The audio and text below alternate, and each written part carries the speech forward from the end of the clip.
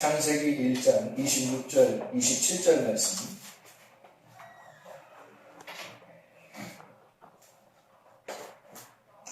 어, 28절까지, 26절부터 28절까지 말씀을 같이 한 목소리로 읽겠습니다.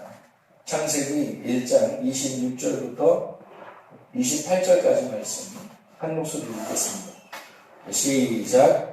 하나님이 이르시되 우리의 형상을 따라 우리의 모양대로 우리가 사람을 만들고 그들로 바다의 물고기와 하늘의 새와 가축과 온 땅과 땅에 기는 모든 것을 다스리게 하자 하시고, 하나님이 자기 형상 곧 하나님의 형상대로 사람을 창조하시되 남자와 여자를 창조하시고, 하나님이 그들에게 복을 주시며 하나님이 그들에게 이르시되 생육하고 번성하여 땅에 충만하라. 땅을 정복하라. 바다의 물고기와 하늘의 새와 땅에 움직이는 모든 생물을 다스리라 하십니다.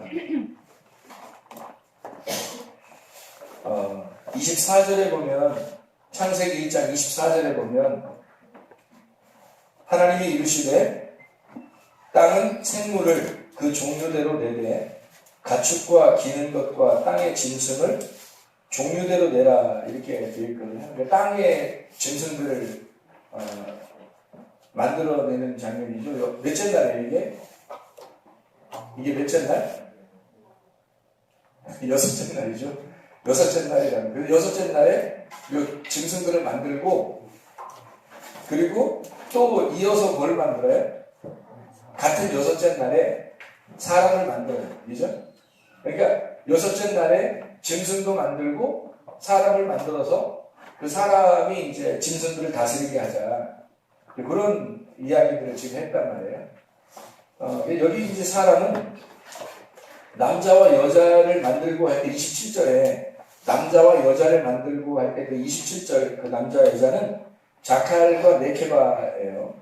자칼과 네케바는 지금 여기 동물들하고 똑같다는 얘기를 하는 건 아니고, 동물들에서 조금 종류가 다른 동물, 또 하나의 동물, 그러니까 종류가 좀 다른 동물을 얘기해요. 자칼과 네케바는 동물도 사람도 다 쓸 수 있어요. 근데 그 남성과 여성을 쓸 때 자칼과 네케바를 이렇게 쓰거든요. 그러니까 이게 동물도 쓸 수 있고 사람도 쓸 수 있는데, 근데 성경에서 사람을 쓸 때는 꼭 이제 이슈아라고 써요. 그러니까 자칼과 네케바는 단어가 전혀 다른 단어로처럼 보이잖아요. 자칼하고 네케바. 그런데 이슈아는 같은 단어처럼 보이죠. 그래서 이슈에서 이슈아. 그래서 이슈의 여성형이 이슈아고 이슈아의 남성형이 이슈란 말이에요. 그러니까 같은 거란 말이에요. 두 개는 같은 단어에서 나오는 거고요. 자칼과 네케바는 같은 단어는 아닌데, 남성과 여성, 그러니까 모든 동물을 나타낼 때 남자, 여자 이렇게 표현할 수 있을 때 그때 자칼과 네케바를 써요. 근데 여기서 남자와 여자를 만들어내고, 어떻게? 하나님의 형상대로, 자기 형상대로 남자와 여자를 만들어내고 그랬어요. 그래서 그게 자칼과 네케바를 만들어서 어디에서야 이제 진짜 사람이 되냐면 창세기 2장 7절에 돼서야 진짜 사람이 되죠. 그게 이제 거기서 뭘 받아요? 하나님이 생기를 불어넣어 주셔서 그 생기를 받고 나니까 이제 드디어 살아있는 혼이 된 거죠. 그래서 살아있는 혼, 하나님의 그 형상을 입은 진짜 하나님의 영을 가진 자가 되었다. 이게 이제 2장 7절부터 이야기하는 내용입니다. 그러고 난 다음에 22절에 보면, 창세기 2장 22절에 보면 이런 말씀을 해요. 여호와 하나님이 아담에게서 취하신 그 갈빗대로 여자를 만드시고 그를 아담에게로 이끌어 오시니까 그 아담이 이르되 이는 내 뼈 중에 뼈요 살 중에 살이로다. 이것을 남자에게서 취하였은즉 여자라 부르겠다. 이렇게 그러니까 여자로 부르는 거는 아담이 부르는 거예요. 그러니까 이슈에서 이슈가 나오는 거를 그냥 같은 거다. 너와 내가 같은 거다. 그래서 전혀 다른 종류의 짐승, 그리고 거기서도 좀 특별하게 자칼과 네케바라고 쓰면서 남자와 여자를 구분해서 이렇게 쓴 단어를 다시 이제 이슈아를 만들어 가지고 하나다. 그러니까 살이요, 내 살이요, 내 뼈다. 이거는 나는 너가 아니라 너는 나다. 그래서 너와 내가 나와 나로서 존재하는 우리가 되었다 이런 말이에요. 그러니까 자칼과 네케바는 너와 나죠. 그러니까 둘이죠. 이렇게 둘인데 이슈아는 우리가 된 거예요. 하나가 된 거예요. 나와 나. 그러니까 넌 내 살이고 내 뼈구나. 그 말은 뭐예요? 너 나지. 나구나. 너가 나라는 걸 내가 알았다 이거예요. 네가 나구나 이런 걸 알았다는 거예요. 뭘 통해서? 갈비뼈로 만드는 거예요. 갈비뼈. 그래서 이 갈비뼈로 만들었는데 그게 깊이 잠들게 하고 그 옆구리에서 갈비뼈를 만들어냈다는 거예요. 갈비뼈로 이슈아를 만들어냈다는 거예요. 하와를. 그러니까 거기에 있는 그 갈비뼈는 이제 뭐를 설명하려고 한 거냐는 거죠. 갈비뼈로 여자를 만들었다. 뭐를 설명하고 있어요? 예를 들어서 지금 이제 모든 짐승을 하나님이 만들고요. 이게 6째 날이에요. 6째 날. 똑같은 날에 자칼과 네케바라는 이것도 이제 짐승이에요. 이것도 짐승인데 이제 남자와 여자를 구분해서 지금 짐승 동물을 설명하려고 지금 나온 단어예요. 6째 날에 이걸 만들고 여기서 이제 안식을 누리는 게 7째 날이란 말이에요. 안식을 하고 그 안식 안에서 아담이라고 하는 사람에게 하와를 만들어내는데 이게 이제 이슈가 되고 이게 이슈아가 된다는 거 아니에요. 같은 거라는 거예요. 요거하고 요거는 좀 같다 이렇게 설명한 거 아닐까. 그러면 요게 이슈가 나라면 이 이슈아도 나가 되는 거라는 거죠. 그래서 이 두 개가 합해서 우리가 된다. 철저한 우리가 되는 것 이것을 이제 얘기하는데 여기서 뭘로 만드냐면 이슈에서 이슈아를 뭘로 만들어내면 이게 갈비뼈로 만들어내는 거예요. 갈비뼈. 그럼 우리가 이슈아를 잘 여러분이 알 때 이슈는 누구를 상징적으로 얘기하는 거예요? 예수님을 상징적으로 얘기하는 거라고요. 이게 예수님을 상징적으로 얘기하는 거고 이슈아는 누구를 상징적으로 얘기하는 거예요? 교회를 상징적으로 얘기하는 거예요. 그럼 이 교회가 뭘 통해서 나타난다고요? 갈비뼈를 통해서 나타난다. 그럼 갈비뼈는 뭐를 상징할 수 있어요? 성령님을 상징할 수 있죠. 이해가 되겠어요? 그러니까 이게 지금 이슈아나 이슈나 또는 갈비뼈나 이게 지금 다 같은 거 안 같은 거예요. 같은 거라는 거예요. 그러니까 이 아담은 이걸 설명한 거예요. 지금 이 여인을 보면서 네가 내 살 중에 살이고 내 뼈 중에 뼈다라고 얘기하면서 요거를 지금 같다라고 설명한 거예요. 그죠? 그래서 이슈아는 갈비뼈를 통해서 나타났다. 그래서 이게 너와 내가 아니라 여기서는 너와 나죠. 여기서는 자칼이라는 내가 있으면 네케바라는 너가 있다는 거예요. 그죠? 그런데 여기서는 안 그러죠. 여기서는 지금 창세기 2장 7절에 생기를 불어넣었어요. 생기 하나님의 영이죠. 하나님의 영. 하나님의 영을 여기서 창세기 2장 7절에 받고 그 다음에는 이렇게 되어버린다. 그러니까 하나가 되어버리는 거예요. 저걸 보니까 하나. 그러니까 이 생기를 받고 나서 여기를 이제 만들어내는 장면이죠. 이미 창세기 2장에 자칼과 네케바가 있는데 남자 여자가 있는데 여기에서 창세기 2장 7절부터 써서 다시 이걸 쓸 이유가 뭐였냐. 안식이 없는 날이라고요? 7일째 날 여기 벌써 이게 어디에 창세기 2장 1절이잖아요. 창세기 2장 1절에 안식이 있고 그 다음에 2장 7절에 아담과 하와를 이슈아를 만들어내면서 생기가 불어넣어졌고 그게 이제 이슈아가 나오는 계기가 된 거죠. 그리고 갈비뼈로 이슈아를 만들어낸 거예요. 그러니까 이건 둘이 아니라 하나를 설명하는 것이다. 요거를 얘기하는 거가 되겠죠. 이게 이제 마치 어떤 것과 비슷하냐면 제가 설명하려고 하는 걸 잘 들어보세요. 어제하고 오늘하고 제가 깊이 이렇게 생각을 하고 고뇌 알죠? 고뇌는 누가 설명해요? 고뇌 거지들이? 물론 근데 거지는 마음 편해요. 진짜로 평안하게 천국에서 사는 사람 이 땅에서 거지들일 거예요. 아마 그 사람들이 가장 평안하고 행복할 거예요. 아마 그냥 뭐 걱정이 있어요. 뭐가 있어요. 근데 진짜 고뇌하는 사람들은 이 땅에서 어떤 사람들이에요? 철학자들이에요. 철학자들이 고뇌한다고 고뇌. 그래서 어제하고 오늘은 마치 내가 철학자가 된 것처럼 고뇌를 시작했죠. 그래서 권해에서 이걸 이제 성경을 같이 여러분에게 같이 설명해 주려고 하는 겁니다. 제가 이걸 보면서 뭐를 이제 생각하게 되냐면 이 요한복음 15장에 1절, 2절을 보면요. 이 아버지가 뭐래? 내 아버지는 농부고 그리고 나는 아들 예수님은 포도나무죠. 포도나무고 너희는 가지라는 거예요. 이게 아버지가 농부고 아들이 포도나무고 너희가 가지 이렇게 되는 거죠. 그럼 너희가 가지면 여기서 이제 아버지 나오고 아들 나오고 너희 나오면 이게 이어서 나오는 게 뭐가 나와야 된다는 거예요. 당연히 열매가 나와야 된다는 거예요. 이게 아버지와 아들과 너희가 가지니까 가지는 반드시 열매가 나와야 되는데 그러면 여기서 아버지와 아들이 나왔으니까 다음에는 너희가 나오는 게 아니라 사실 뭐가 나왔어야 돼? 성령님이 나왔어야 되죠. 하나님 아버지, 아들 예수님, 그 다음에 성령님이 나왔어야 되잖아요. 그러니까 너희를 뭘로 지금 취급한 거예요? 성령으로 취급한 거죠. 그래서 성령으로 취급해서 이것이 가지. 그럼 우리가 성령으로 인해서 열매가 나타나요. 열매가 뭐라는 거예요? 성령을 통해서 뭐가 나타나요? 교회가 나타나는 거예요. 교회라는 열매가 나타나는 거예요. 그렇죠. 그러면 이거를 지금 여기서 요한복음 15장의 1, 2절에 내 아버지는 농부고 나는 포도나무고 너희는 가지다 할 때 그 너희를 어떤 너희를 얘기하는 거예요? 나무에 붙어있는 가지니까 포도나무에 붙어있는 가지니까 우리가 떨어져 있으면 나와 너가 되지만 내가 포도나무에 붙어있는 가지니까 나는 나가 되죠.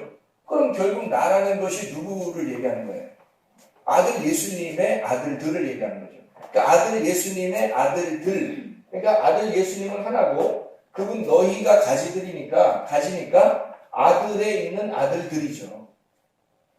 그렇죠? 그러면 아들이 있는 너희 아들들이니까 요거는 같은 거라는 얘기입니다. 그걸 설명하는 거죠, 주님께서. 그래서 너희 가지를 통해서, 그럼 너희는 분명히 성령이 나와야 되는 위치에 우리 너희라고 나왔다는 얘기는 이 성령을 뭐라고 본 거예요? 또 다른 예수로 본 거죠. 너를 뭐로 본 거예요? 또 다른 예수로 본 거란 말이에요.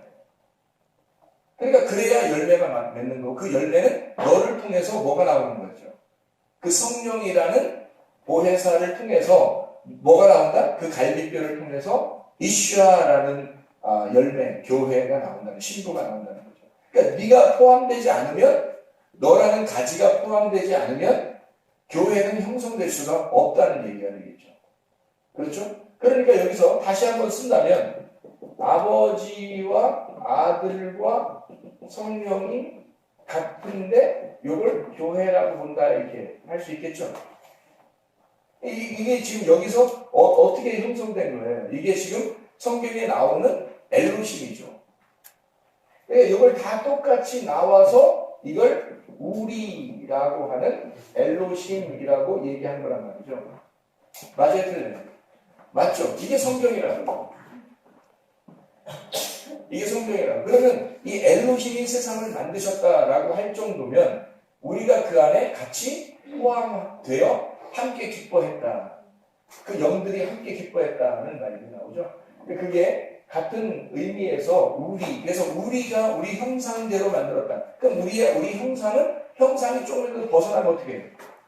우리가 안 되죠. 형상에서 벗어나면 우리가 안 된 거예요. 그래서 하나님의 형상, 하나님의 모양대로 되어 있는 것이 뭐냐는 거예요. 그게 교회라는 거예요. 교회. 그래서 교회가 우리가 되는 철저한 이 땅에서 우리로서의 삶을 사는 하늘나라에 올라가는 것도 교회. 그래서 하늘나라에 올라가면 새 예루살렘이라는 신부인 교회가 형성되는 거예요. 그게 성경에서 말하는 우리라는 얘기죠. 그러니까 나와 너라고 하는 건 철저하게 개인주의고요. 그 나와 너라고 하는 건 이걸 분리를 시키는 거잖아요. 그래서 분리시킨다는 말을 뭘로 표현할 수 있냐면요. 관역이 이렇게 있잖아요. 여기서 벗어나면 분리가 되는 거죠. 벗어나면 분리. 그러면 이걸 죄라 그러고요. 이걸 탕자라 그럽니다. 그죠? 죄인이니까 이게 분리가 됐으니까 여기 관역에서 이 관역은 하나님이라고 그러는 거고. 그래서 분리가 되면 죄라고 하는 탕자가 되는 거예요. 그럼 여기 다시 돌아오면 하나님께로 관역으로 돌아오면 이걸 회개라고 그래요. 이걸 회개. 죄를 회개했다. 그러면 여기서는 돌아온 탕자가 되는 거예요. 돌을 씌운. 돌아온 탕자가 되는 거예요. 그래서 여기 분리가 됐다가 하나님께 다시 돌아오면 이게 하나 되는 거예요. 하나. 그래서 이게 우리가 된 거예요. 그죠? 관역이라고 하는 데서 벗어나. 이게 그걸 이제 성경에서는 뭐냐? 이걸 벗어나면 이걸 불의하다 그래요. 여기서 돌아오면 이걸 의롭다 이렇게 말하는 겁니다. 그러니까 의가 뭐냐? 도대체 의가 뭐냐? 의가 뭐냐면 하나님께 돌아가서 하나님과 하나가 되면 의라는 거예요. 그 불의가 뭐냐? 불의가 뭐야? 의롭지 않다는 게 뭐야 그럼? 죄라는 게 뭐고? 하나님께서 벗어나면 그걸 불의하다는 거예요. 그것을 사람들이 죄라는 모습으로 생각으로 또는 행동으로 보여주고 있는 거예요. 이 세상에 지금 죄라는 모습으로 하나님과 떨어져 나갔다는 것을 보여주고 있는 겁니다. 자, 거짓말하죠. 뭐 미워하죠. 욕심내죠. 화내죠. 다 뭐예요? 하나님하고 지금 떨어져 있다는 걸 보여주고 있는 거잖아요. 음란하죠. 외식적이죠. 하나님하고 벗어나 있는 것을 죄라고 하는 것을 여기서 보여주고 있는 사람들. 그 모습을 볼 때 누굴 발견해야 돼요? 나라고 하는 걸 발견해야 돼요. 내가 어떠한 거냐? 지금 내가 어디에 있느냐? 어떤 게 죄고 어떤 게 이거 하나를 얘기하는 거냐? 내가 어떻게 해야 되냐? 지금 나는 요거를 지금 알아야 된다는 거야. 이걸 알려고 성경을 보는 거예요.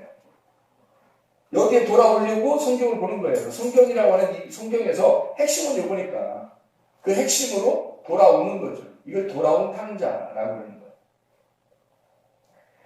자, 그래서 우리가 이런 내용을 요렇게 되기 위해서 요 하나됨을 되기 위해서 분리라고 하는 요 떨어져 나가면 하나님하고서 떨어져 나가니까 염려가 되는 거예요. 여기에 돌아오면 평화가 되는 거고. 평화가 뭐예요? 에이덴에 결합되고 하나가 됐다는 얘기고요. 여기서 염려가 되면 멜린나와 떨어져 나갔다. 분리가 됐다. 둘이 되었다는 말이에요. 그러니까 우리는 지금 결국 요거냐는 얘기예요. 여러분 지금 고뇌를 안 하고 듣는 거예요, 그냥. 고뇌를 안 하고 듣는 거니까. 고뇌 한 사람하고는 좀 틀릴 거예요, 아마. 고뇌를 하라는 거예요. 고뇌를 시작하라는 거예요. 제가 여러분에게 설명할 수 있는 것을 잘 한번 들어보시기 바랍니다. 그래서 저는 고뇌를 시작한 거죠. 고뇌했죠. 그래서 고뇌에서 지금 요거를 지금 설명하고 있는 거예요. 아버지와 아들과 성령 이게 떨어져 나갈 때 나와 떨어져 나가 분리된 게 아니라 개인주의는 그러니까 하나님하고 하나가 못 돼요. 개인주의. 그러니까 내가 개인주의가 됐다라는 얘기는 죄인이라는 얘기예요. 그게. 나는 나야. 뭐 이렇게 하는 사람들 있잖아요. 그 죄인이라는 뜻이에요. 나 죄인이야. 그래서 그걸 깨달아가지고 회개할 수 있나 참. 그것도 모르는 사람이 있을 거 아니에요. 그 자신도 모르는 사람이 있을 거예요. 어쨌든 나는 나야 라는 게 분리가 되는 거예요. 분리가 돼서 하나님과 떨어져 나가는 거니까 나누어졌다는 얘기예요. 나누어지면 여기 하나님이라고 하면 여기가 천국이라면 나가면 떨어져잖아요. 이게 지옥이에요.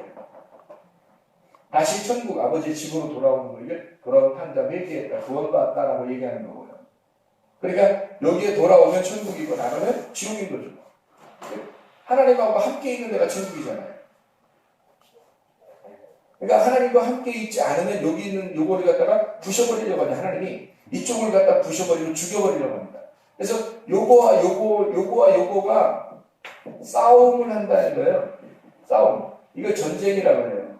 영적 전쟁이라고 해요. 그래서 전신갑주를 이쪽에서 전신갑주를 입으면 여기로 온 거거든요.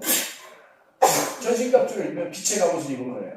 왜냐면 이쪽이 어둠이고 이쪽이 빛이니까.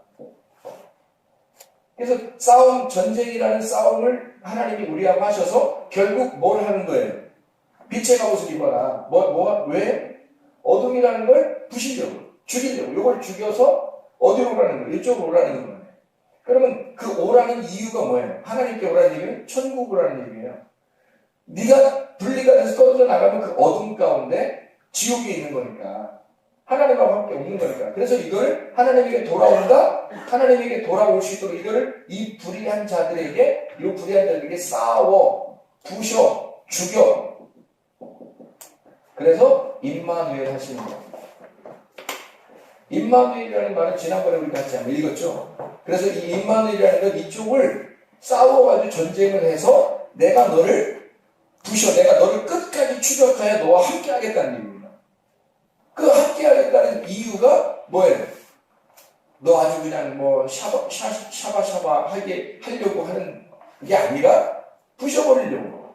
내가 너와 끝까지 너와 함께 하는 이게 사랑이거든요. 근데 그 사랑이 이렇게 사랑하는 게 아니라 죽이는 사랑이에요. 죽이는 사랑. 그래서 죽여서 이쪽으로 돌아오게 하는 거잖아요. 이게 그래서 율법의 임마누엘이 되지 않으면 안 되는 거죠. 율법의 임마누엘이 되지 않으면 안 된다.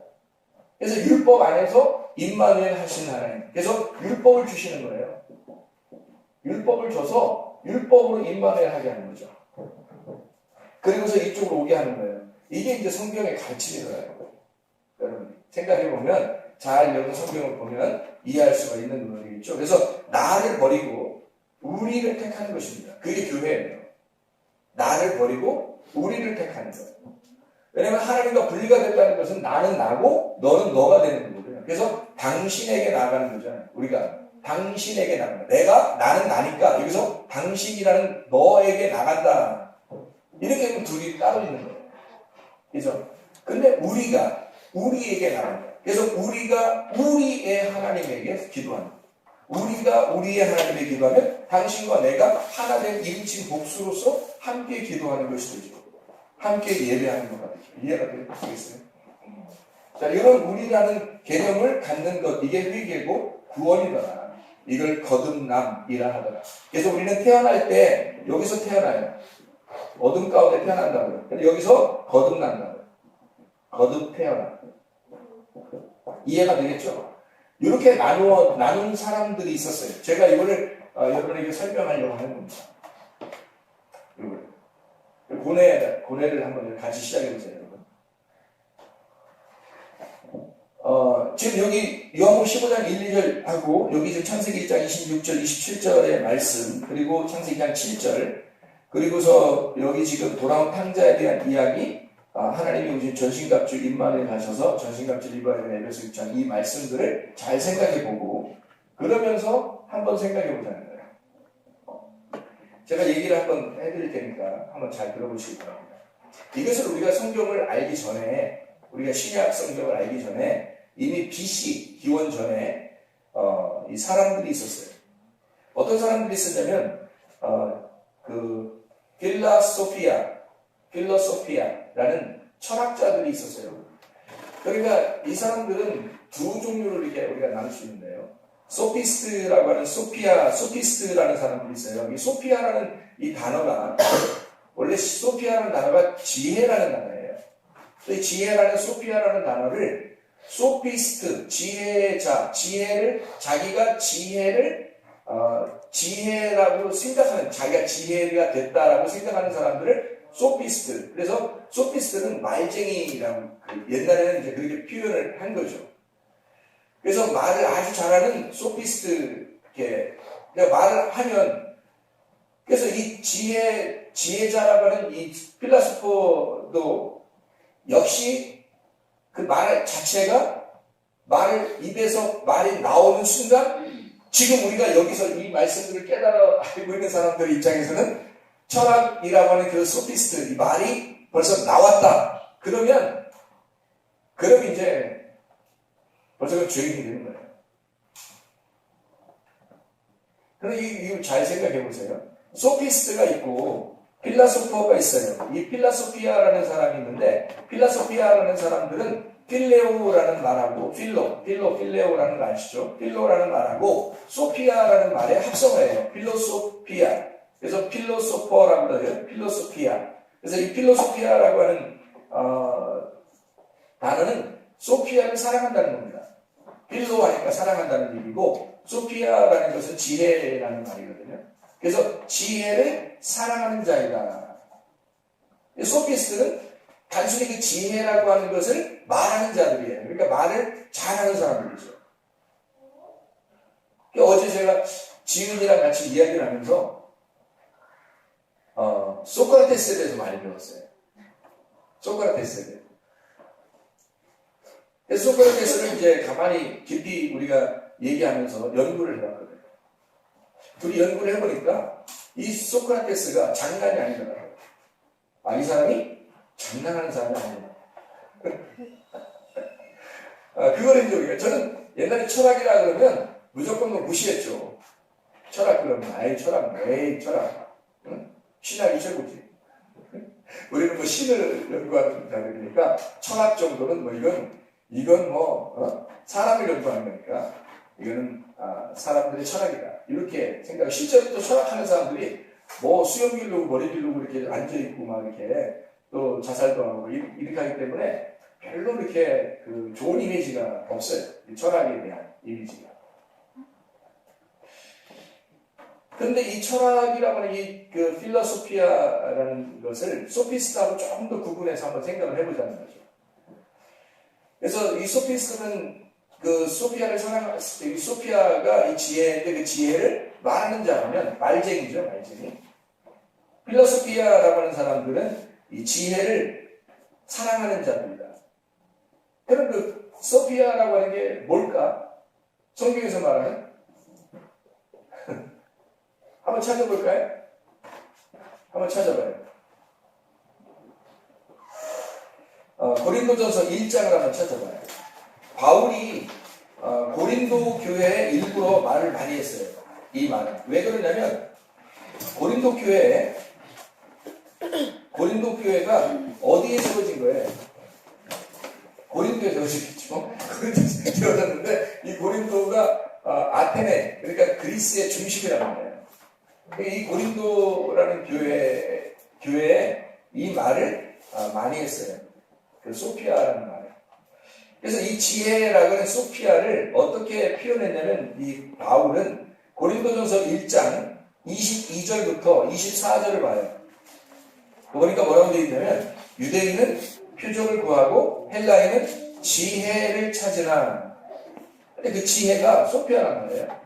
그 지혜를 찾으나. 우리는 십자가에 못 박힌 그리스도를 전하니 유대인에게는 거리끼는 것이요 이방인에게는 미련한 것이로되 오직 부르심을 받은 자들에게는 유대인이나 헬라인이나 그리스도는 하나님의 능력이요 하나님의 지혜, 소피아란 말이에요.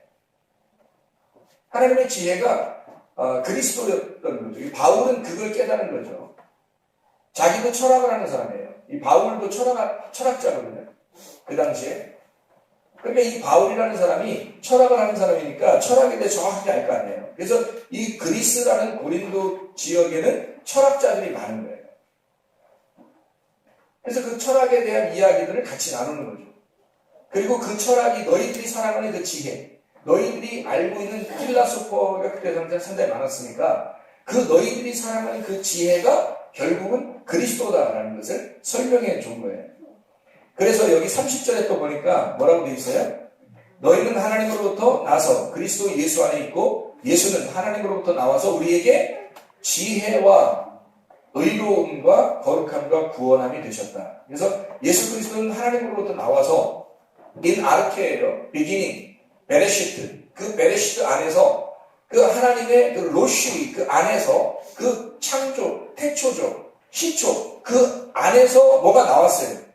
뭐가 나와가지고 그 로고스가 나와서 그 말씀이 세상을 창조하게 된 거거든요. 그럼 이 시초는 이미 있었고 그 안에서 하나님으로부터 뭔가 나온 거예요. 누구예요? 그리스도라는 지혜가 나온 거예요. 그리스도라는 지혜가 나와서 이 세상을 창조한 거예요. 그러니까 그 지혜가 무엇이냐라고 그 지혜를 사랑하는 자들이 나왔는데 그게 필라소피아라는 얘기예요. 철학자. 그러니까 이 사람들이 그 얘기하는 것들이 장난이 아니라는 것을 우리는 금방 깨달아야 되겠죠. 그래서 여러분에게 좀 이제 세 명의 철학자를 소개하려고 생각합니다. 여러분이 그게 이해를 이제 쉽게 설명하는 게 좋은 거니까 저도 쉽게 이야기를 들었고, 우리 지인한테. 저도 쉽게 이야기를 할 거예요. 세 명의 철학자가 이 3대 철학자라고 해요. 이 사람들이 보통 알기로는 3대 철학자, 어떤 철학자냐면요. 소크라테스, 그리고 플라톤, 그리고 아리스토텔레스. 그러니까 소크라테스의 제자는 플라톤이고 플라톤의 제자가 아리스토텔레스라는 유명한 사람이에요. 그래서 이 소크라테스와 플라톤과 아리스토텔레스를 세 명의 3대 철학자라고 이렇게 얘기해요. 그러니까 이 사람들은 그냥 소피스트들이 아니에요. 소피스트들을 무너뜨리려고 이야기를 시작한 사람이 소크라테스예요. 그 소크라테스가 너무 좋아서 플라톤이 자기 생전에 소크라테스와 같은 시대에 살았다는 것이 나는 자랑스럽다 할 정도로 이 소크라테스를 칭송한 사람이 플라톤이에요. 그리고 이 플라톤이라는 사람 말고 이 소크라테스라는 사람이요. 책을 한 권 안 남겼습니다. 놀라운 거죠. 책을 한 권 안 남기고요. 플라톤이라는 사람이 이 소크라테스의 이야기를 기억하고 적어놓은 책들이 있어요. 그걸 통해서 소크라테스가 알려지게 됩니다. 그러니까 사실은 후대에 누구를 통해서 이 소크라테스가 유명해지고 알려지게 되면 플라톤을 통해서 알려지게 됩니다.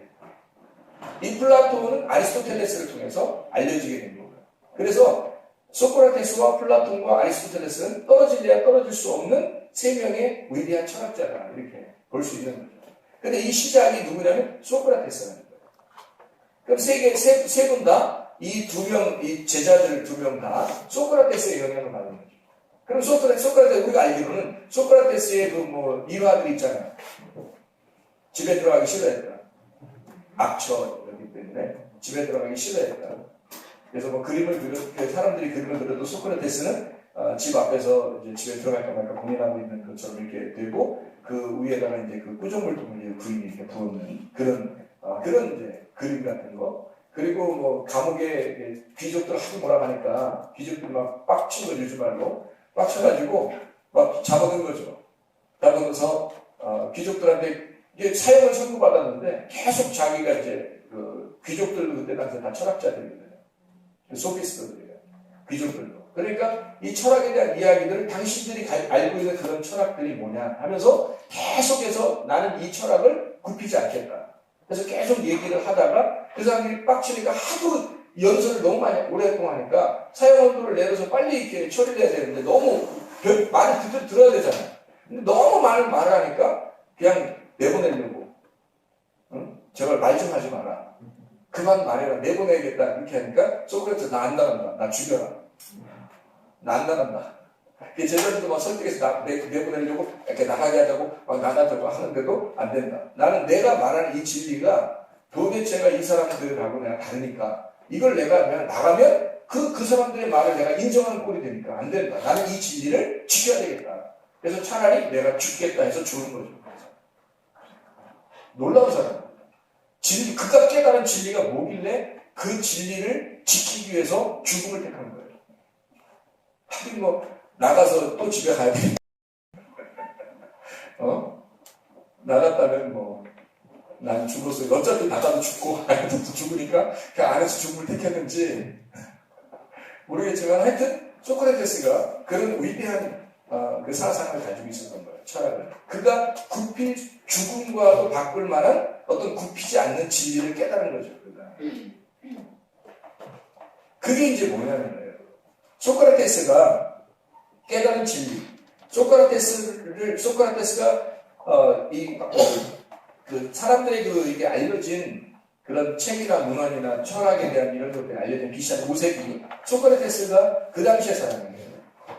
이 소크라테스가 약 BC 469년에 태어나서 BC 399년에 사형을 당했으니까 이 사람은 이제 다른 어떤 것보다도 절대적 진리가 뭐냐라고 하는 걸 탐구하던 철학자예요. 그러니까 소피스트가 아니라 필라소퍼죠. 진짜로. 그래서 진리를 탐구하는 그 지혜를 탐구하는 거예요. 지금 바울이 여기서 지혜가 그리스도라고 하잖아요. 그리스도가 나오기 전의 사람이란 말이에요. 이 소크라테스가 BC니까 이 당시에 그들이 아직 그리스도가 오지 않았는데 그 오지 않은 그 진리가 아직 오지 않았는데 그 완전한 진리가 그리스도잖아요. 이걸 깨달은 게 바울 사도고 바울 사도는 그리스도의 그 다음 세대 사람이고, 그죠? 그러니까 이 바울이 여기서 그 지혜가 너희들이 말하던 고린도 교회에 얘기하는 너희들이 알고 있는 철학, 그러니까 소피아라는 그 너희들이 알고 있는 지혜라는 소피아가 그리스도다. 그걸 설명하는 거잖아요, 바울이. 이 소크라테스가 유명한 말 남기죠. 악법도 법이다. 그리고 더 유명한 말이 있죠. 너 자신을 알라. 이거 뭐 많이 사용되는 말이잖아요. 너 자신을 알라. 근데 소크라테스가 이것을 저는 만들어낸 줄 알았거든요. 이 말을. 그랬더니 어제 우리 지인한테 얘기를 들어보니까 소크라테스가 만들어낸 게 아니라 이 그리스의 그 신전 있잖아요. 신전에 그 문에 들어가는 문 위에 써있던 글귀였답니다. 너 자신을 알라. 그 신전. 그러니까 이 소크라테스는 그리스의 신전에 자주 갔던 사람이에요. 신을 접촉하려고 상당히 많이 고뇌한 사람이었다는 얘기입니다. 그래서 거기에 보니까 너 자신을 알라라는 말이 써있는 거예요. 그래서 어느 날 이 소크라테스가 그걸 깨달은 거예요. 아, 너 자신을 알아라. 이게 진리였구나. 이게 진리였구나라는 걸 깨달은 거예요. 그래서 이 소크라테스가 그 진리를 선포하기 위해서 사람들을 만나 사람들이 전혀 자신들을 모르더라는 거예요. 사람들하고 얘기해보니까 자기가 진짜 자기가 모른다는 사실을 아는 건 자기밖에 없더라는 거예요. 다른 사람들은 자기가 모른다는 사실도 모르더라는 거예요. 그래서 이 소크라테스가 자기가 나는 전혀 모르고 있다라는 걸 나만 깨달은 거예요. 나 자신을 발견한 거죠, 자기를. 이 우주의 모든 이치를 고뇌하고 생각해보니까 결국 나라는 존재는 없음이었구나. 이게 아무것도 아니었구나. 내가 모르는 사람이구나. 내가 무지했구나. 내가 무지한 자구나라는 걸 깨달은 거예요. 근데 사람들을 보니까 자기가 뭘 안다고 자꾸 소피스트가 막 얘기를 하는 거예요. 사람들이. 그 귀족들이 다 얘기하는 거예요. 그러니까 소크라테스 입장에서는 너희들 왜 모르면서 뭘 얘기하는 거예요. 나는 그래도 모른다는 걸 안다는 거야. 그러니까 너희들보다 하나를 안다. 내가 하나를 더 아는데 너희들은 모른다는 걸 모르지만 나는 모른다는 걸 알았다 이거죠. 내가 모른다는 사실을 알았다. 그게 소크라테스더라. 그래서 사람들에게 너 자신을 알라고 계속 얘기하고 막 그냥 끝까지 집요하게 물고 늘어지는 거죠. 그걸 대화법이라는 거예요. 소크라테스의 대화법. 소크라테스는 뭘 깨달으면 그걸 삼파술 대화법이라 그렇게 해서 유명한 이 삼파술 대화법이라 그래요. 이 대화를 통해서 상대방의 머릿속에만 있었던 그 소피스트들이 가지고 있었던 속에 자기들이 알고 있었던 이게 진리야라고 알고 있었던 그 머릿속에만 있었던 이것을 끌어내는 거죠. 끌어내서 계속 질문하는 거예요. 그게 뭔데? 그래서 그게 뭔데? 그래서 그게 뭔데? 그래서 계속 들어가는 거예요. 그러면 이 속에 있는 자기들이 머릿속으로 알고 있었던 걸 끄집어내게 되는 거죠. 그걸 하려고 하는데 너무 집요하게 계속 들어가니까, 속으로 들어가니까 이 사람들이 신경질 나는 거예요. 네가 뭔데 왜 나를 괴롭히냐. 그래서 죽이자. 근데 그들은 귀족들이니까. 그래서 끊임없는 그 질문을 통해서 대화자에게 개념의 실체를 깨닫게 해주려고. 결국 그게 끝까지 들어가서는 뭐를 깨닫는 거예요? 그가 끝까지 들어가서는 결국 너가 나 몰라 그래. 나 몰라. 그래 됐어. 그렇게 되는 거야. 나 모르겠어. 자꾸 물어보니까 그래 나 몰라. 그러면 그거야. 바로 그거야. 요구하는 거죠. 그러니 완전히 다 무식한 사람을 만들어버리고 다 무지한 사람을 만들어버리고 다 멍청이를 만들어버리는 거예요. 그 당시에 어마어마한 지혜자들을 다 무지한 자로 만들어버리니까 그 사람들이 좋아하겠네요. 분명히 이 사람을 평가를 나쁘게 할 수 있는 거죠. 그 당시 사람. 이게 이제 소크라테스예요. 거기에 매력을 느낀 이 귀족 출신 플라톤이 소크라테스를 따라다닙니다. 플라톤이 이제 소크라테스 따라다니는데 소크라테스는 책도 하나도 안 남기잖아요. 글도 안 쓰고. 그러니까 말만 하는 거예요. 계속 집요하게 말해서 결국 끝장을 내는 거죠. 없다 하는 것을 만들어내는 거예요. 이 플라톤이 BC 388년에 소크라테스가 죽고 BC 388년에 아카데미아를 건립합니다. 이게 최초 이제 학교의 건립이죠. 아카데미를 창설한 게 플라톤. 놀라운 사람이죠. 아카데미를 창설하고 자기 제자들을 이제 그것을 양육을 하게 됩니다.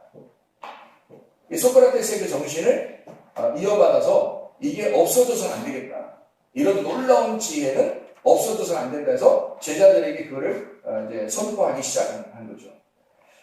동로마 제국의 그 유스티아누스가 이 아카데미를 폐지할 때까지 약 900년 동안 이 아카데미가 존재했다니까 어마어마한 이 철학의 그 성장을 가져왔죠.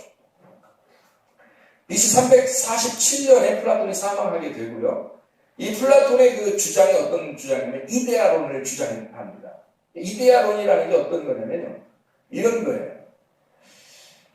우리가 알고 있는 이런 자연 있잖아요. 우리가 알고 있는 자연. 지금 우리가 지금 여기 앉아있는 이 사람 있잖아요. 이거는 허상이라는 겁니다. 이게 그림자다. 그 너머에 실체가 있다. 그러니까 그 속에 파고 들어가면 실체가 나온다는 거예요. 그래서 여기 있는 보이는 현상은 다 허상이다. 보이는 건 보이는 진짜가 아니라 다 거짓이었다라는 것을 얘기해요. 그러니까 소크라테스의 그 사상에서 한 발짝 더 나간 거예요. 아무것도 없다는 소크라테스하고 아무것도 무지하고 모든 것이 무다라는 그 사상을 가진 소크라테스에서 한 발짝 더 나가는 게 플라톤이거든요. 이 플라톤이 한 발짝 나가서 뭐 하냐면 아니다. 아무것도 없는 게 아니라 실체가 있는데 안 보이는 거다. 이렇게 얘기하는 거죠. 실체가 있는데 그러니까 진짜는 그러니까 영적인 보이지 않는 세계가 있는 거다. 라는 것을 플라톤이 처음으로 주장하게 됩니다.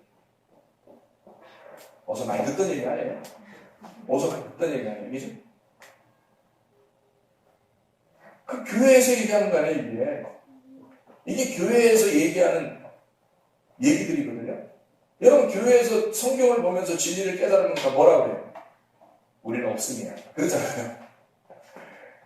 또 더 나아가서 진리를 깨달으면 실체가 따로 있어. 이렇게 되잖아요.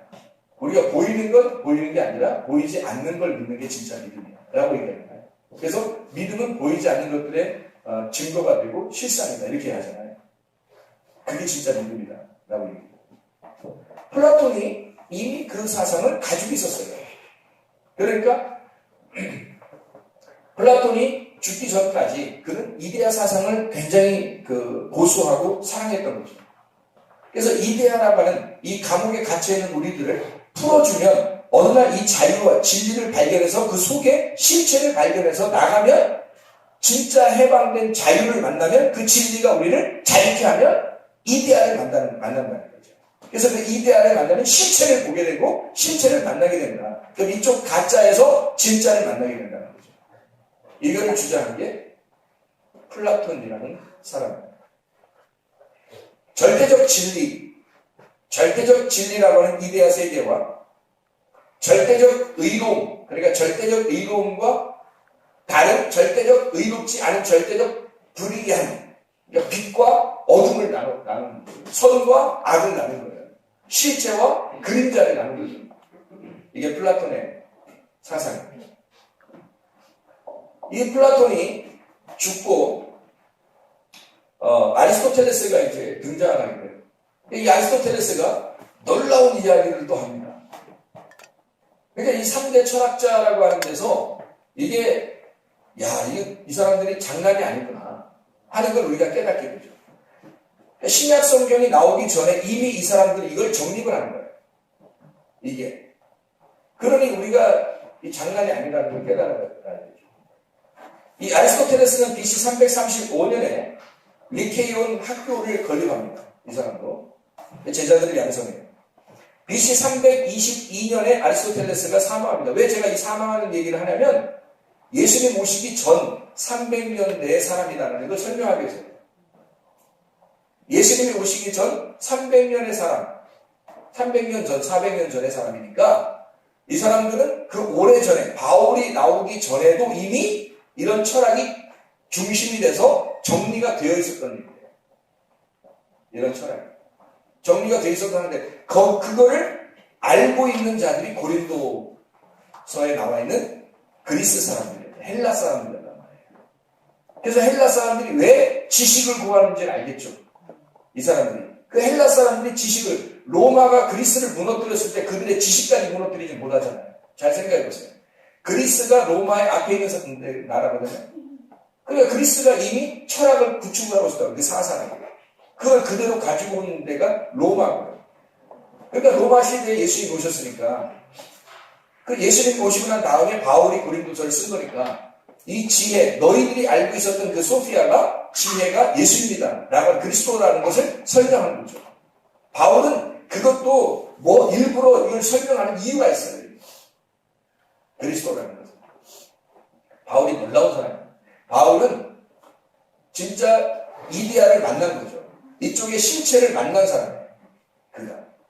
그러니까 그 세계에서 이쪽을 보니까 너희들이 그 진리를 탐구하고 있는 이 소피아를 탐구하고 있는 그거를 바울은 깨닫고 얘기해 줄 수 있는 자거든요. 그게 바울이라는 사람이었습니다. 근데 그 전에 나는 놀라운 게 그 전에 소크라테스나 플라톤이나 아리스토텔레스가 이미 진리라는 걸 탐구하고 그 진리라는 것을 접촉했다는 얘기예요. 그들이 생명까지도 내놓을 수 있을 만큼, 바꾸는 수 있을 만큼 놀라운 그 지식을 발견한 거예요. 철학이라고 하는 거 있잖아요. 철학이라고 하는 헬라는요, 철학은, 지식을 통해서 구원을 받는다고 생각했어요. 이 필라소퍼들은요. 지식을 통해서 구원을 받는다고 생각했기 때문에 그 철학이 이미 구축이 되어 있었던 상태란 말이에요. 이 신약 성경이 쓸 때는. 지식을 통해서, 그렇게 사람들이, 우리 교회에서 많이 얘기하잖아요? 너희들 감정적으로 구원받는 게 아니야. 뭘로 구원받는 거야? 지식으로 구원받는 거야. 그래서 하나님과 그 아들 예수 그리스도를 아는 것이 영생이야 라는 얘기를 하잖아요. 로마 17장 3절에. 그러면 그 당시에 예수를 어떤 식으로 보았을까요? 사람들이. 철학자의 한 사람으로 볼 수 있는 얘기죠. 어떤 이런 자들처럼 소크라테스나 플라톤이나 아리스토텔레스처럼 이렇게 이야기하는 자들 중에 한 사람이 나타나 예수 그리스도가 자기가 깨달은 어떤 진리를 선포하는 것으로 이야기를 들을 수 있는 거죠. 바울도 마찬가지고요. 그래서 그 고린도에 있는 사람들이나 거기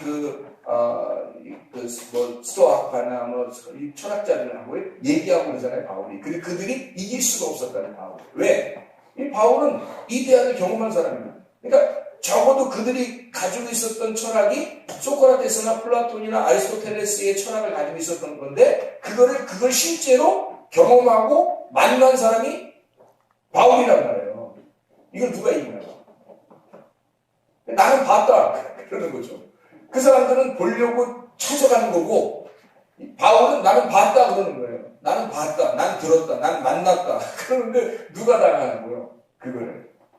그래서 그 영적인 세계를 설명하는데 당할 수가 없죠. 근데 그거를 지금 문제는 우리 나라 사람들이나 교회 다니는 사람들은 이걸 탐구 안 한다는 거예요. 고뇌해 본 적이 없다는 거예요. 탐구하지도 않는다는 거예요. 그냥 텔레비를 보고 잡담하고 먹고 자고 놀고. 이래서 어떻게 진리를 만나요? 여러분 토요일날 이렇게 나와서 그래도 하나님 말씀 들어보고자 이렇게 나오는 사람들은 진짜 필라소퍼입니다. 소피아를 사랑하는 사람. 뭐 어떤 여자 사랑한다는 얘기 아니에요. 지혜를 사랑하는 자들이란 말이에요. 지혜를 사랑하는 자. 자, 아리스토텔레스만 잠깐 설명하고 우리가 결론을 냈죠. 아리스토텔레스라는 사람은 BC 335년에 리케이온 학교를 건립하고 332년에 죽었다고 했습니다. 그러니까 예수님 나오기 전 300년 전, 그리고 바울이 나오기 전 한 400년 전쯤에 죽은 사람이에요. 근데 이 사람은 이걸 또 이야기했어요. 뭐라고 이야기하냐면 오늘 지금 제가 여러분에게 얘기한 창세기 1장 26, 27절의 이야기, 그리고 여기 지금 요한복음 15장 1절과 2절의 이야기, 여기에 있는 이야기를 이 사람이 한 거예요. 이게 뭐냐고, 이게 어떻게 된 거냐. 이 사람은 형상과 실체가, 플라톤은 완전히 나눈 거거든요. 그림자와 실체가 다르다. 허상과 진짜가 따로 있다. 그래서 보이지 않는 게 실체고 보이는 것은 거짓이다. 이렇게 나눈 게 플라톤이란 말이에요. 근데 이 아리스토텔레스는 아니다. 요 두 개가 다 중요하다. 이 두 개는 합쳐서 하나다. 형상과 실체 둘 다 영원한 것이고 이 둘이 결합함으로써 우주의 본질적인 성격이 부여된다 해서 일원론. 플라톤은 이원론, 둘로 나누다. 빛과 어둠을 나누고, 그리고 이 아리스토텔레스는 둘이 빛과 어둠은 하나다. 계란의 껍질과 계란의 알맹이는 같은 거다. 하나에서 나다. 이건 하나다. 이건 하나가 부서지면 하나는 존재할 수가 없다. 그래서 허상과 우리가 보이는 이 세계에 보이는 몸 형체, 이것이 깨지면 속에 있는 것도 의미가 없다. 그래서 이 겉과 속은 같이 하나로 존재해야 지금 존재라고 말할 수 있는 거다. 그래서 중용의 덕목을 강조합니다. 중용이라는 거 우리가 뭐 많이 들어봤죠. 중용은 가운데 있는 거잖아요. 중간에 있는 거잖아요. 다 합쳐버리는 거잖아요. 그래서 형상과 실제가 모두 중요하고, 실제라고 하는 것은 보편적인 이데아에 있는 게 아니라 개별적으로, 실제적인 것은 개별적으로 경험할 때만 있는 거다. 이게 아리스토텔레스가 주장합니다. 누가 주장하는 거죠? 바울이 그걸 똑같이 얘기하잖아요. 그걸 또 누가 하죠? 우리가. 성경 자체에 구원이 있는 게 아니라 그 안에 있는 보화를 만나야 된다. 접촉해야 된다. 그 진리가 나를 찾아와야 된다. 그래서 만나줘야 된다. 그럼 우리는 어디까지 가야 되냐? 진리를 찾으려고 계속 찾아나가는 것까지는 우리가 하는 거죠. 그들이 필로소피아란 말이에요. 그리고 거기서 진리가 나를 찾아오면 만나는 거, 접촉하는 거죠. 그래서 그 진리를 실제로 만난 자가 바울이 된 겁니다. 그래서 우리가 성경을 배워요. 이렇게 배우는 것은 우리가 해야 할 일이고요. 당연히 이것도 하지 않는 사람들은 아예 짐승, 동물이고요. 여기서 말하는 자칼과 네케바 전에 있는 모든 짐승이라는 이것들은 다스림 받아야 돼요. 자칼, 네케바에서 다스림 받는 거죠. 사람에게 의해서 동물이 다스림 받는 거랑 마찬가지죠. 그게 아니라 진짜 하나님의 영을 받아서 하나님과 접촉, 하나님을 만난 자가 되면 구체적으로 하나님과 개별적인 만남이 있는 자, 이데아를 진짜 만난 자.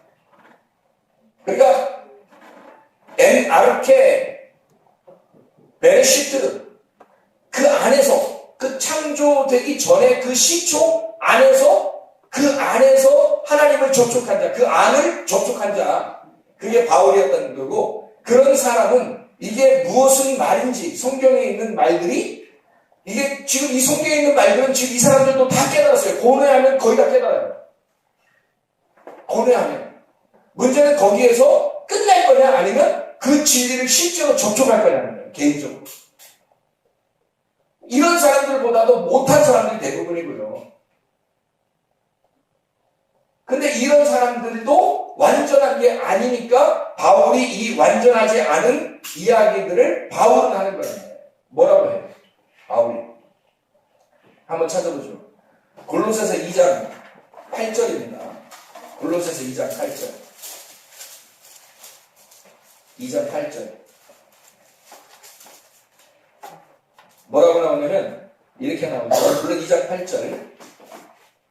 누가 철학과 헛된 속임수로 너희를 사로잡을까 주의하라. 이것은 사람의 전통과 세상의 초등학문을 따르며 그리스도를 따르니 아니니라. 그리스도하고 구분해 놨죠. 그리스도는 어디에 있는 자인데? 엔아르케, 창조 안에 있는 자고, 우리는 창조된 안에서 그 창조자를 만나러 가는 그냥 필로소피아란 말이에요. 지식을 그냥 사랑하는 자들이고 그걸 찾아가는 사람이란 말이에요. 그게 철학이라는 거예요. 이 철학이라고 하는 이 철학이란 필로소피아, 철학이라는 필로소피아. 이거는 여성 단수예요. 여성 단수. 이게 필로소포스에서 나온 건데 이 필로소포스가 철학자들이에요. 그게 남성 복수예요. 그래서 여자들은 철학을 할 수가 없었습니다. 그 옛날에 영화 우리 한번 봤죠. 여자가 철학한다고 죽이잖아요. 여자는 철학을 할 수가 없는 거예요. 남성 목소리가. 지금은 뭐 남자나 여자나 구별 없이 주님께서 다 진리를 탐구하고 하고 구하고 찾고 두드리라고 하잖아요.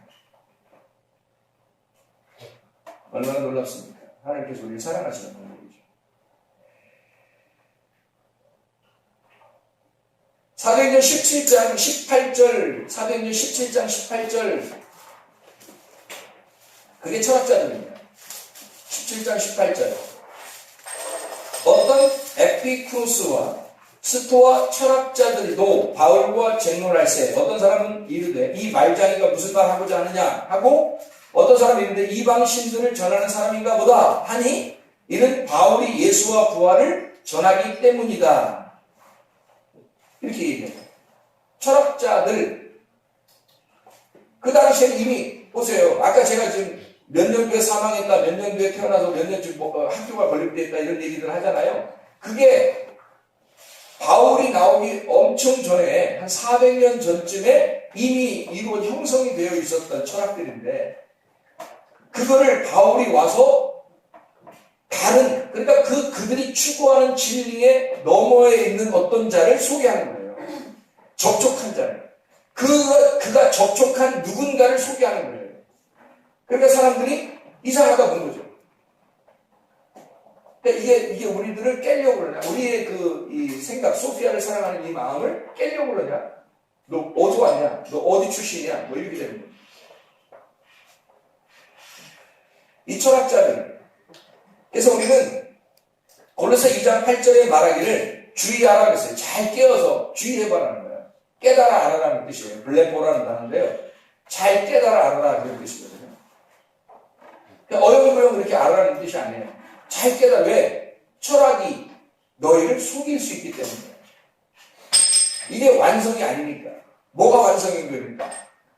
자, 소크라테스와 플라톤과 아리스토텔레스를 지나 누군가를 만나야 된다. 바울과 같이. 그게 완성이라는 거죠. 그걸 여러분에게 하고 싶은 거예요. 자, 우리가 지금 말하고 있었던 교회에서 설교를 하면서 성경을 통해서 공부하면서 배우고 있었던 모든 얘기가 다 사실은 소크라테스나 플라톤이나 아리스토텔레스도 다 깨닫고 있었던 그런 내용들. 엄청 진리를 깨달았다 그런 사람들도 결국에는 그 안에 다 들어가 있는 거예요. 그건 고뇌를 통하면, 영의 사람들이기 때문에 고뇌하면 반드시 깨달아지는 거죠. 이 정도. 문제는 바울입니다. 이 바울이라고 하는 사람은 그걸 넘어선 거죠. 부활의 영광을 만난 사람이니까, 부활의 예수, 자기도 이 아래에서 지금 율법적으로 철학에 갇혀서 살고 있었던 바울이에요. 근데 이 바울이 하는 얘기는 한번 마지막에 읽고 우리 마치도록 하죠. 고린도전서 1장 22절부터 18절부터 31절까지 말씀을 우리 길지만 읽고 마치도록 할게요. 고린도전서 1장 18절부터 이 31절까지 말씀입니다. 자, 읽습니다. 십자가의 도가 멸망하는 자들에게는 미련한 것이요 구원을 받는 우리에게는 하나님의 능력이라. 기록된 바 내가 지혜 있는 자들의 지혜를 멸하고 총명한 자들의 총명을 폐하리라 하였으니 지혜 있는 자가 어디 있느냐, 선비가 어디 있느냐, 이 세대의 변론가가 어디 있느냐. 하나님께서 이 세상의 지혜를 미련하게 하신 것이 아니냐. 하나님의 지혜에 있어서는 이 세상이 자기 지혜로 하나님을 알지 못함으로 하나님께서 전들의 미련한 것으로 믿는 자들을 구원하시기를 기뻐하셨도다. 유대인은 표적을 구하고 헬라인은 지혜를 찾으나 우리는 십자가에 못 박힌 그리스도를 전하니 유대인에게는 거리끼는 것이요 이방인에게는 미련한 것이오되 오직 부르심을 받은 자들에게는 유대인이나 헬라인이나 그리스도는 하나님의 능력이요 하나님의 지혜이다. 하나님의 어리석음이 사람보다 지혜롭고 하나님의 약하심이 사람보다 강하니라. 형제들아 너희를 부르심을 보라. 육체를 따라 지혜로운 자가 많지 아니하며 능한 자가 많지 아니하며 문벌 좋은 자가 많지 아니하도다. 그러나 하나님께서 세상에 미련한 것들을 택하사 지혜 있는 자들을 부끄럽게 하려 하시고 세상에 약한 것들을 택하사 강한 것들을 부끄럽게 하려 하시며 하나님께서 세상의 천한 것들과 멸시받는 것들과 없는 것들을 택하사 있는 것들을 폐하려 하시나니 이는 아무 육체도 하나님 앞에서 자랑하지 못하게 하려 하십니다. 너희는 하나님으로부터 나서 그리스도 예수 안에 있고 예수는 하나님으로부터 나와서 우리에게 지혜와 의로움과 거룩함과 구원함이 되셨으니 기록된 바 자랑하는 자는 주 안에서 자랑하는 것 같게 하려 합니다. 놀랍죠? 지금 우리가 이야기하는 내용들이 다 들어있잖아요. 그들이 너희는 지혜라고 하는 지혜를 뭣도 모르고 소피아를 사랑하고 있다. 그러나 그것도 사실은 그 자체로 뭘 만나려고 하는 거다? 진짜 아르케를 만나려고 하는 거다. 베레시트를 이걸 통해서 베레시트 초를, 시초, 태초를 만나려고 했던 거였다. 근데 진짜 태초를 만난 분, 그 태초는 그리스도밖에 없다.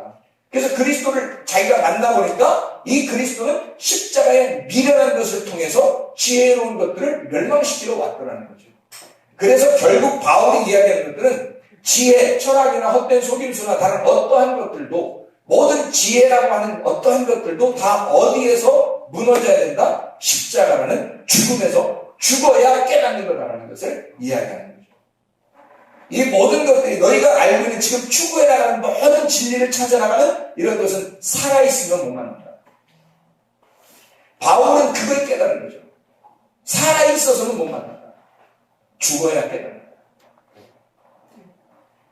살아서 죽을 거예요? 아니면 죽을 때 죽을 거예요? 살아서 죽는 게 좋겠죠? 그게 회개라는 거예요.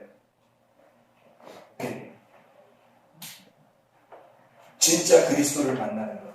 왜 그리스도라고 일부러 여기다 썼냐면 그리스도는 메시아다. 기름 부음 받는 자. 그게 성경의 보화, 밭의 보화, 성경의 그 울타리의 어린 양. 그가 그리스도로 오시잖아요.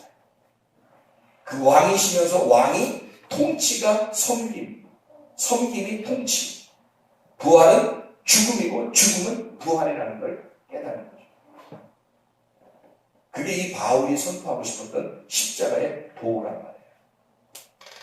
여러분, 우리 주님 안에서 주님을 진정으로 만났었습니까? 그 정도 만나려고 추구하고 진리를 찾아나가는 사람은 철학자들도 거의 다. 바울이 오기 몇백 년 전부터 이미 그런 것은 이 세상을 지배하고 있었습니다. 그러나 바울이 와서 그 모든 철학을 부시면서 그걸 깨부시고 진짜 진리인 그리스도를 말하기 시작한 거예요. 그게 미련해 보일지라도 그 교회 안에 있는 너희들은 미련하게 보일지 몰라. 밖에 세상 가면 다 지혜로운 자가 있고 너희들 안에는 우리는 미련한 자밖에 없지 않느냐. 그러나 우리는 그리스도를 깨달았다. 그리스도는 십자가의 도를 밝히는 겁니다. 기도하겠습니다.